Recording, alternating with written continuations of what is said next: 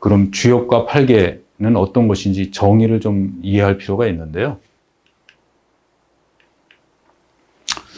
주역은 한나라 때 연산력과 은나라 때 귀장력, 또는 주나라 때 주역으로 나누는데, 현재 우리가 그 주역을 쓰는 것은 주나라 때 역을 말하는 것으로요. 이것은 이제 오경 중에 하나로 분류되어 있는데요.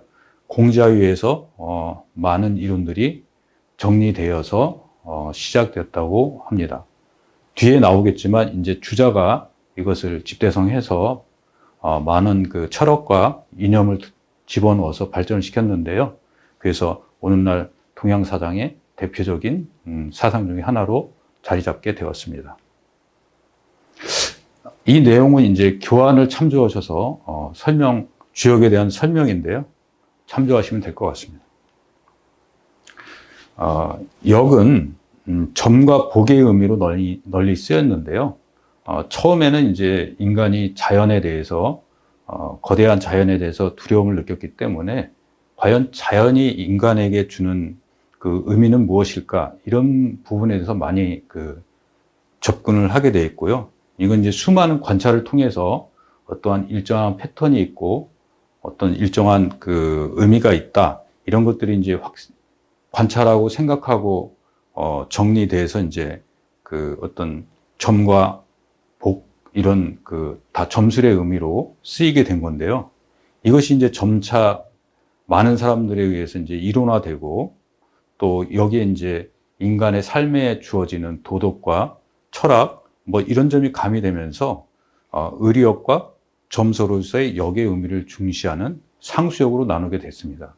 이제 분류법은 되게 많은데요. 뭐 이런 것들을 여러분들이 다 깊게 공부하실 필요는 없고, 이런 것이 있는 정도구나, 이 정도 아시면 될 것 같습니다. 밑에 내용도 교환을 참조하셔서 부가적인 설명이기 때문에 역경에 대해서 살펴보면요, 동양에서 가장 오래된 경경인 동시에 난해한 글로 알려져 있는데요. 이것은 어떤 사물에 대한 우리가 인식을 할 때 범주라는 것을 정하거든요. 그래서 이 범주라는 것은 우리가 이제 사물을 볼 때 범주라는 것을 정해놓고 사물을 보게 되는데, 이 범주를 정한다는 것은 하나의 속성을 정하는 겁니다. 그래서 이 범주에 속해 있는 것들은 일정한 동일한 어떤 성질을 지니게 되는 것들을 묻게 되는데요. 그건 바라보는 시각에 따라서 여러 가지 분류를 할 수 있겠지만, 어쨌든 그런 가장 오래된 이 역경이라는 데에서는 음양이라는 범주를 가지고 그 안에서 음과 양의 속성을 분류해서 설명한 책이고요. 그래서 가장 난해했다는 이 글은 이 속성이라는 것이 여러 가지 관점들이 다 생략되어 있고 어떤 성질들만 모아놓은 것이기 때문에 그것들을 이해하는 데서는 보는 관점에 따라서 여러 가지 해석이 나올 수 있습니다. 그래서 난해하다고 느껴질 수 있고요. 아까도 얘기했지만 이제 공자가 이것을 정리를 했고, 주기라는 분이 이것을 이제 다시 발전시켜서 오늘날 오경 중에 으뜸으로 손꼽히게 되었고요. 주역은 이제 상경과 하경, 뭐 시빅 이렇게 구분되어 있는데, 이 내용들은 여러분들이 너무 관심 있는 분들은 해설서들이 시중에 많이 나와 있으니까 그런 것들을 참조하시고 보시면 좋을 것 같습니다. 그래서 명리를 공부하는데 꼭 이것을 공부할 필요는 없지만, 나중에 이제 명리를 공부하다 보면 좀 지식이 깊어지고 또 넓어지고 하다 보면 이런 것들이 필요하게 되거든요.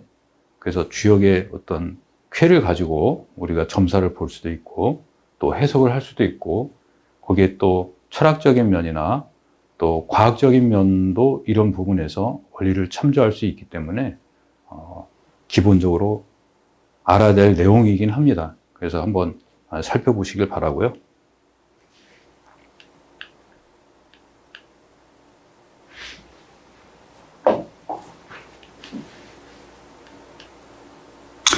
이제 8쾌인데요.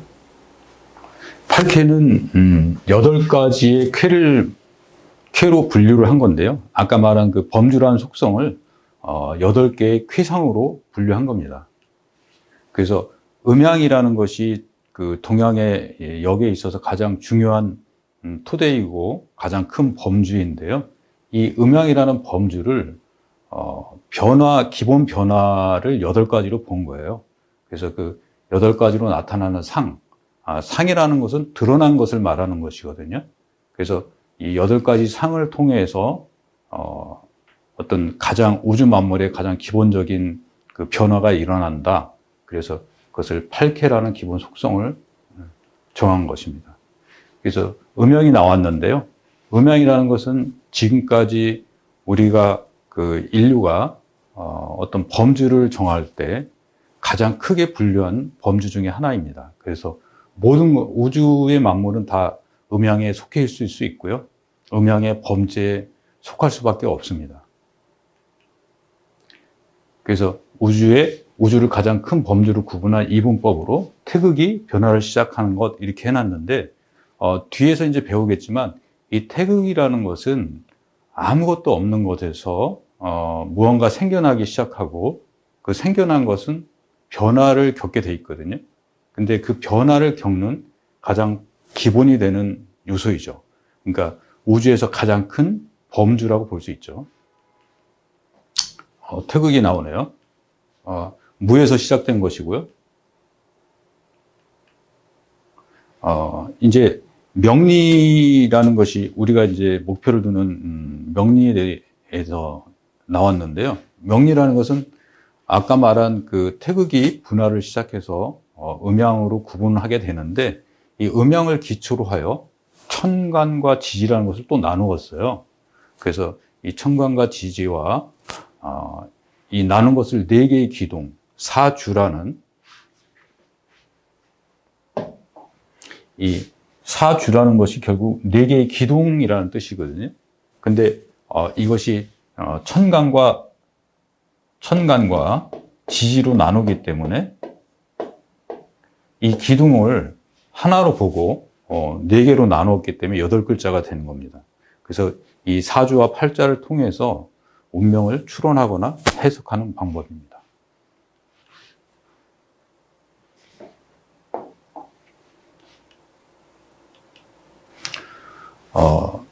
이제 태극이 변화와 음양의 쾌이론의 변화 뭐 이렇게 그 타이틀을 거창하게 잡았는데요.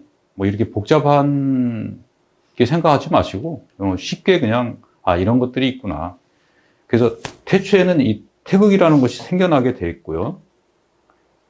이 태극이라는 것이 없는 것에서 하나가 생겨나면 뭔가 이게 활동을 시작하게 되고 움직여야 되는데 그러기 위해서는 준비 단계가 필요합니다.